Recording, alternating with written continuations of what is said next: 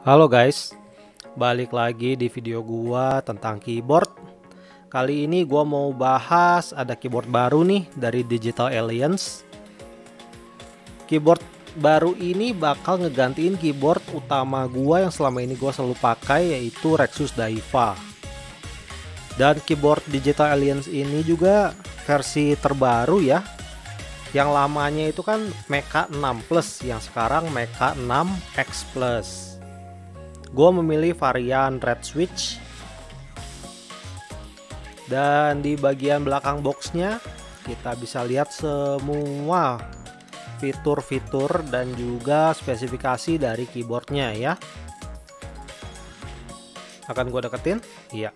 Di sini bisa lihat ada pengaturan mode LED-nya, knobnya untuk volume, ada FN functionnya, FN combination-nya, dan lain-lain ya.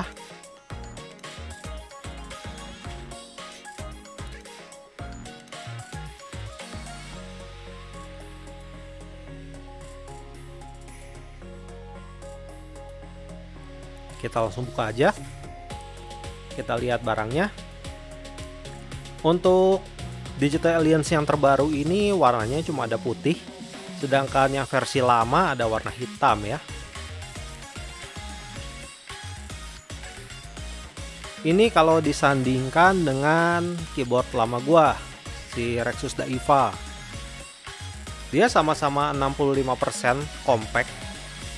Dan kalau disejajarkan perbedaannya lebih panjang 1 cm dari si Digital Alliance ini ya.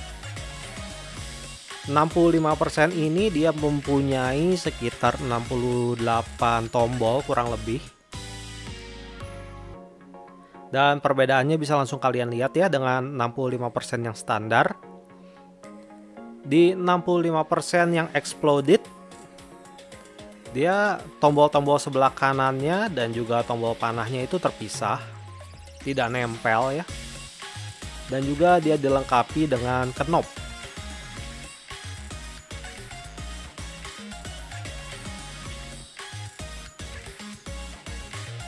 Tombol shiftnya sama-sama 1,75U, dan tombol alt dan control FN yang sebelah kanan sama-sama 1U.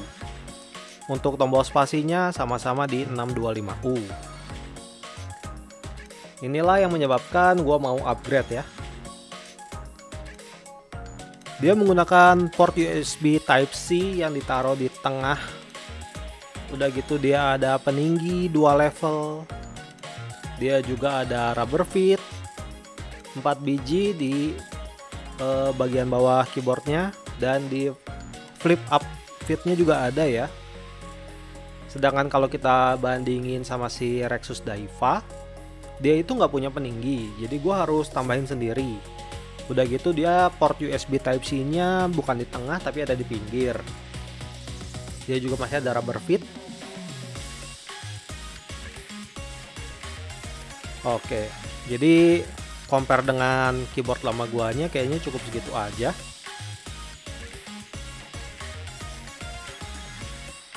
Sekarang kita mulai fokus bahas di keyboard barunya ya.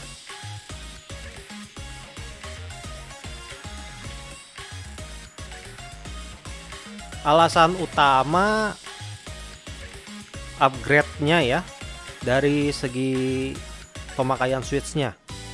Gue di sini memang dapatnya itu red switch OTEMU tipe box. Tapi kalau kalian bisa lihat di situ, dia sudah 5 pin sama seperti si Daiva. Tapi soketnya yang di sini tuh udah soket universal. Jadi ini saat gue pasangkan switch Gateron, dia bisa langsung masuk. Sedangkan di Daiva kan khusus OTEMU aja ya, OTEMU dan sejenisnya. Kalau di sini dia udah bener-bener universal. Jadi kalian nggak perlu khawatir. Kalian punya switch apapun bisa dipasang di sini. Gua cobain pakai Jwick. Jwick juga bisa langsung masuk.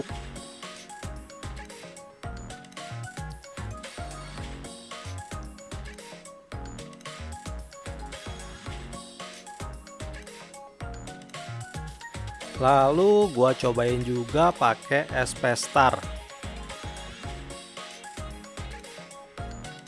Jadi ini tuh cuma perwakilan aja ya. Kalau 3 switch ini bisa langsung terpasang sempurna, berarti switch yang lainnya pun pasti bisa langsung terpasang dengan sempurna. Nggak perlu khawatir.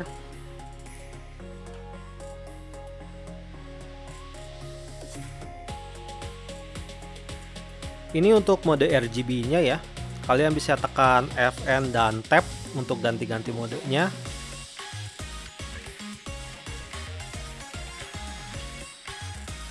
Lalu Fn patch up patch down untuk mempercepat atau memperlambat gerakan lampu LED-nya. Fn dengan tanda panah kiri atau kanan untuk ganti-ganti warnanya ya.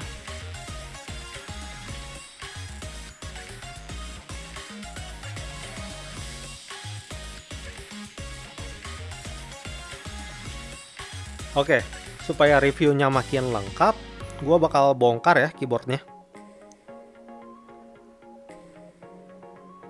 Akan gua jelasin juga bagian dalam-dalamannya.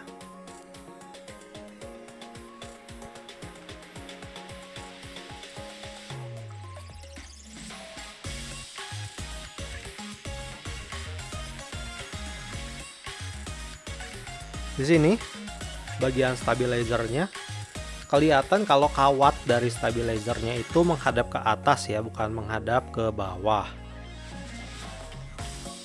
Dan bisa dilihat juga kalau kawatnya bersih, tidak ada lubing sama sekali. Nah ini menurutku bagus ya, karena kita tuh jadi punya kesempatan untuk melubing stabilizer kita sendiri.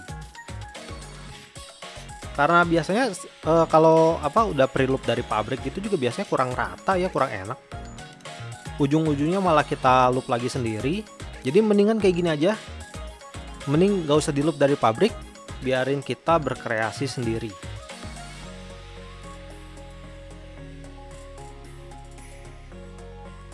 Nih yang tadi gue bilang dia udah universal socket.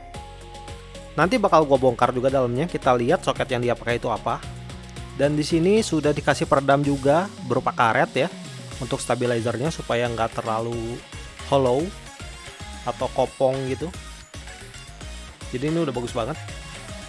LED-nya juga nggak nonjol. Jadi bener-bener bisa semua switch, kalian nggak perlu khawatir.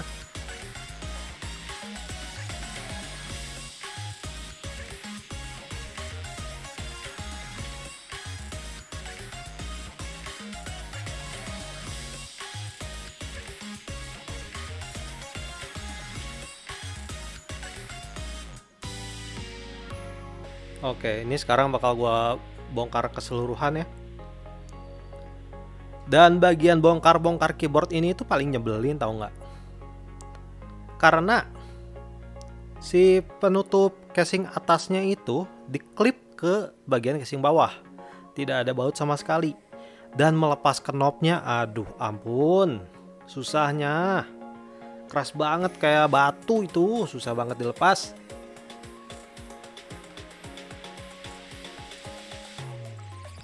Ini gue berusaha cari dulu tempat baut-baut untuk si penahan plate-nya ada di mana aja. Setelah kelihatan langsung gue buka-bukain dulu ya.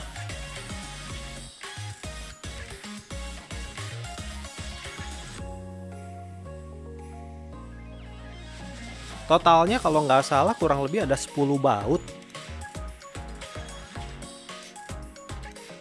Padahal dengan sistem casing yang diklip dari atas ke bawah gini harusnya udah nggak perlu baut Tremon-nya lagi ya.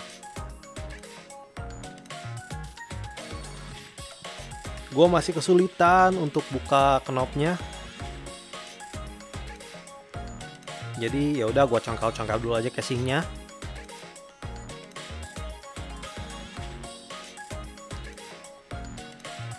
Awalnya gue berpikir ya ini mungkin bisa langsung lah dicabut.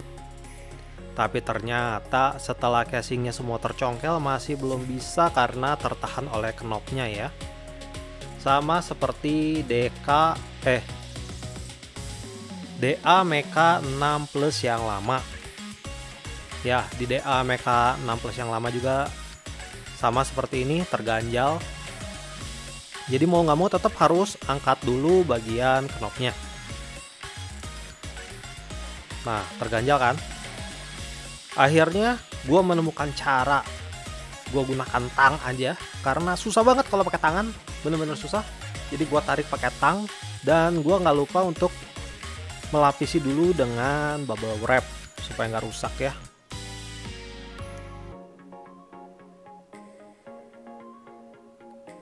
Kalau knopnya udah dibuka, kita bisa langsung angkat casing bagian atasnya. Dan ternyata ada baut lagi di dalamnya. Dan ada satu baut lagi di tombol caps lock. Makanya jadi total ada 10 baut yang mengunci sistem tray mount-nya.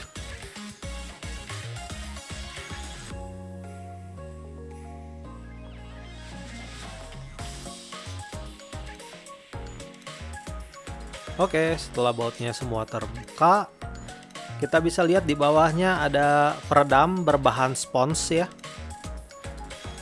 Cukup tebal, sekitar lebih dari 2 mili lah gua rasa itu. Nah, hot swap socket yang digunakan dari merek Kailh. Menggunakan merek Kailh ini artinya semua switch bisa dipakai di keyboard ini. Nggak perlu khawatir, dia udah sama seperti TTC, dia juga sama seperti Gateron. Lu punya switch apapun mau lu pasang bisa. Ya udah, gua bongkar total sekarang. Kita lihat bagian peredam yang ada antara flat dan juga PCB-nya ya.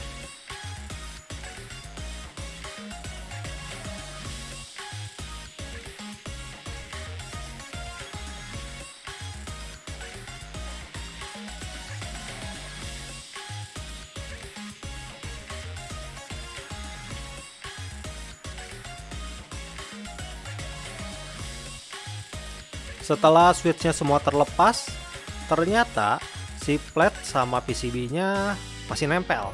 Setelah gua cari-cari, oh ternyata ada baut. Masih dibaut lagi di bagian kanan dan kiri bagian belakang. Jadi harus kita lepas lagi juga untuk bisa memisahkan si flatnya ya.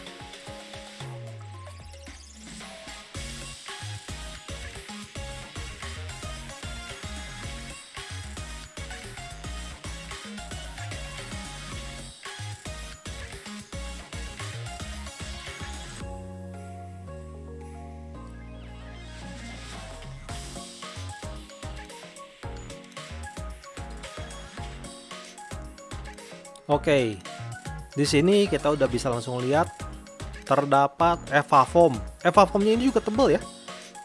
3 mili mah ada kayaknya, atau mungkin 3,5 mili ada. Ini tebel banget.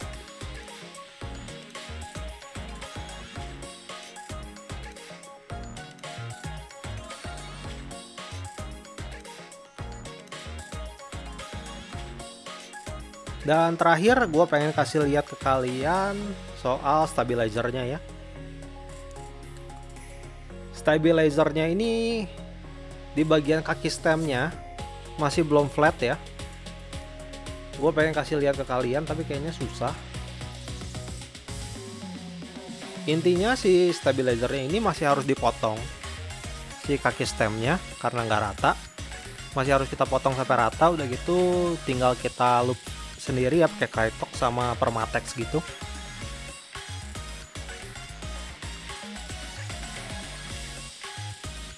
Oke, tinggal di bagian akhir kalian bakal lihat ini ya, sound testnya ya. Terima kasih kalian sudah menyaksikan video gua. Menurut gua ini keyboard yang paling oke lah buat upgrade keyboard kalian yang sekarang.